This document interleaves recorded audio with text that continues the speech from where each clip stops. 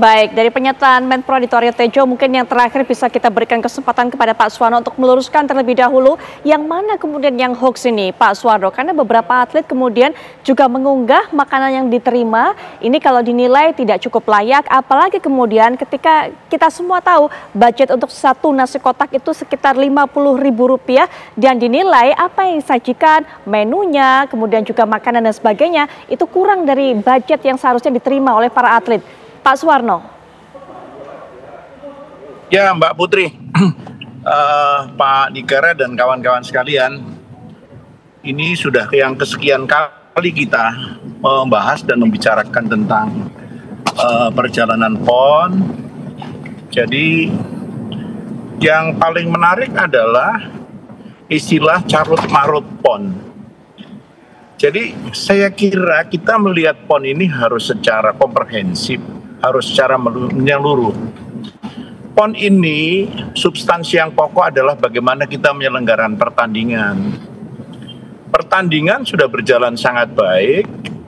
Dari 1039 nomor yang dipertandingkan, sampai dengan kemarin sore sudah sampai ke 74%. Kemudian kalau diwarnai oleh 1 atau 2 nomor pertandingan, seperti yang disorot, apakah itu sepak bola atau mungkin tinju, itu adalah sifatnya kasuistis yang nanti akan diselesaikan. Kalau kaitannya dengan sepak bola akan segera diselesaikan, melibatkan PSSI dan sudah menurunkan tim investigasi yang bertugas di lapangan. Saya yakin ini tidak akan main-main karena ini adalah perhelatan tingkat nasional. Tinju juga akan ditangani oleh Pertina apabila ada hal-hal yang kurang tepat mungkin. Jadi sekian banyak ini tidak ada masalah. Kalau kemudian yang sekian banyak itu dihapus dengan istilahnya hanya 1-2 yang bermasalah, ini saya pikir tidak bijak lah dalam menilai suatu kondisi yang sedemikian luar biasa. Kaitannya dengan venue, juga ada tanggapan venue tidak siap dan lain sebagainya. Venue itu semuanya bisa digunakan pada saat pelaksanaan PON.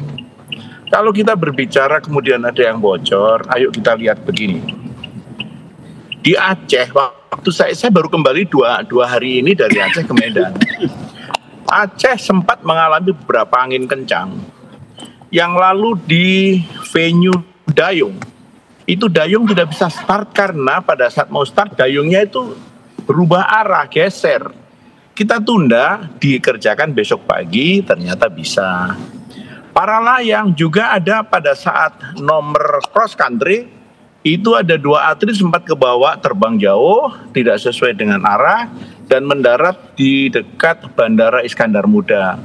Itu masih bisa diulang lagi karena masih banyak waktu. Dan mereka masing-masing yang berkaitan dengan alam, pertandingan di luar dan lain sebagainya mempunyai cadangan waktu. Para motor, terbang layang dan lain sebagainya itu juga sempat keganggu adanya angin kencang.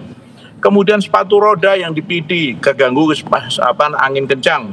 Kemudian kaitannya dengan yang di Medan itu ski air sempat keganggu. Yang kaitannya dengan angin dan bocor itu di Medan juga ada angin hujan sedemikian lebat dalam waktu yang lama, ada talang bangunan yang bocor di bowling. Tapi itu bukan berarti kemudian akan merusak satu sistem pertandingan semuanya, tidak.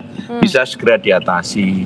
Menembak ini juga begitu, terjadi angin kencang, bocor, hujan keras, kemudian diatasi. Ini kan hanya yang di menembak jarak 10 meter. Sedangkan yang jarak 25 tetap menembak, yang soft gun tetap menembak. Baik. Yang hari ini semuanya sudah bisa berjalan dengan baik. Jadi kalau umpamanya kemudian dari 1-2 yang akibat karena faktor alam dianggap kita venue-nya tidak siap, saya kira tidak fair lah. Baik, kemudian kaitannya dengan faktor makan dan lain sebagainya, gini ceritanya. Oke. Makan untuk atlet yang ada di Medan atau di Sumatera Utara, itu pada umumnya atlet dan official kan tinggal di hotel. Jadi mereka semuanya ada full board, semuanya dilayani oleh hotel, baik makan siang maupun makan sorenya. Yang sekarang sedang kadang-kadang muncul ke permukaan, yang tadi Pak Menteri sudah sampaikan, itu adalah para petugas lapangan, dalam hal ini termasuk kaitannya dengan panitia pertandingan. Panitia pertandingan kalau yang di Medan ditangani oleh sekitar Medan. Baik. Bagi yang di provinsi di kabupaten kota yang lain itu ditangani oleh masing-masing kabupaten kota. Dari waktu ke waktu kita selalu mengadakan CDM meeting untuk menyampaikan beberapa keluhan, beberapa permasalahan untuk ditindaklanjuti oleh tuan rumah, dalam hal ini PP PON. Yang di Aceh juga seperti itu. Cuma bedanya kalau di Aceh itu tidak melalui full board hotel karena hotel di Aceh terbatas. Tapi permasalahan kaitannya dengan dan lain sebagainya tetap ditangani dan dari waktu-waktu itu bisa dilakukan perbaikan. Saya kira itu yang prinsip Mbak untuk pelaksanaan PON ini. Sore ini kami akan mengikuti tadi untuk persiapan upacara penutupan, sehingga kami mohon maaf ini tidak bisa berhenti karena kami akan ngejar waktu untuk supaya nanti pelaksanaan gladi bisa kami saksikan dari mulai awal. Gitu Mbak Putri, terima kasih. Iya Pak Suwarno, sepertinya waktunya terbatas, tapi mungkin ini terakhir saja Pak. Pak Suwarno memang betul tadi mengatakan ada beberapa pertandingan yang harus tertunda, digeser waktunya karena memang faktor alam. Kita tidak bisa memungkiri itu. Kemudian juga tadi masalah venue ada yang bocor dan sebagainya karena faktor alam.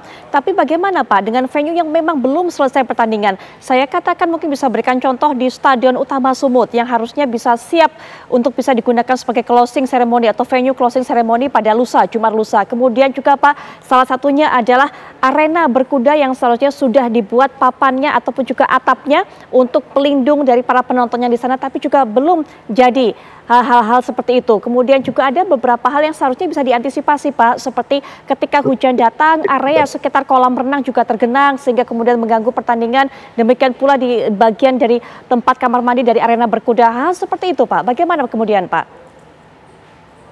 Ya, jadi berkuda sampai sekarang sudah selesai semua. Yang ada di Aceh itu di Takengon. Itu pelaksanaan pertandingan kuda hanya 2 hari. Venue-nya disiapkan oleh Kementerian PUPR. Jadi tidak ada masalah sama sekali. Kalau kaitannya berkuda yang ada di Sumatera Utara, itu menggunakan venue di mana itu sudah biasa digunakan sebagai stable kuda. Kalau mungkin ada kurang atapnya dan lain sebagainya, pertandingan kuda itu begini Mbak, ada nomor equestrian tunggang serasi, itu tempatnya yang saya lihat itu tertutup atasnya, yang sampingnya adalah untuk jumping itu terbuka, jadi sebelahnya tertutup, sebelahnya terbuka yang tersedia. Kemudian untuk kegiatan yang lain karena ada istilahnya eventing, ada endurance itu di tempat yang terbuka. Jadi kalau umpamanya menghendaki semuanya harus bisa nonton di tempat yang tertutup dan disajikan kan tidak semuanya tertutup. Itu kaitannya dengan kuda. Kemudian kaitannya dengan stadion Mbak. Gini ceritanya. Stadion itu yang membangun adalah Kementerian PUPR sebagai bantuan kepada Sumatera Utara dalam rangka PON. Satu-satunya ini yang dibangun oleh Kementerian PUPR. Bersamaan dengan PUPR membangun stadion, untuk lingkungan itu juga dibangun Stadion Madya.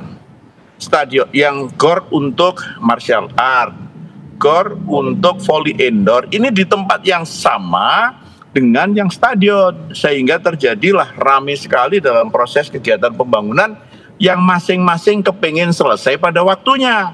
Nah ini sampai dengan saat ini kami akan gladi nih, akses jalan untuk menuju ke sana sudah ada, lapangan sudah digelar juga sudah ini, dan mereka yang melakukan latihan atau gladi yang dilakukan secara parsial sudah berjalan dari mulai kemarin. Malam ini akan secara lengkap dilakukan gladi. Jadi saya kira tidak ada hal-hal yang perlu dikhawatirkan, dan venue itu bukan untuk pertandingan Kalipon ini, tapi hanya digunakan untuk upacara penutupan. Saya yakin tidak ada kendala kecuali kalau hujan.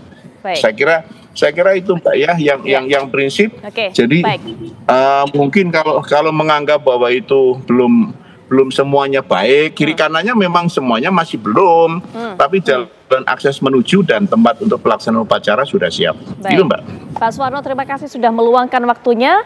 Di tengah-tengah kesibukannya sepertinya Pak Suwarno juga tidak bisa bergabung lebih lama lagi karena harus menuju tempat gladi bersih untuk pelaksanaan closing ceremony yang akan berlangsung Jumat malam. Sekali lagi terima kasih waktunya Pak Suwarno.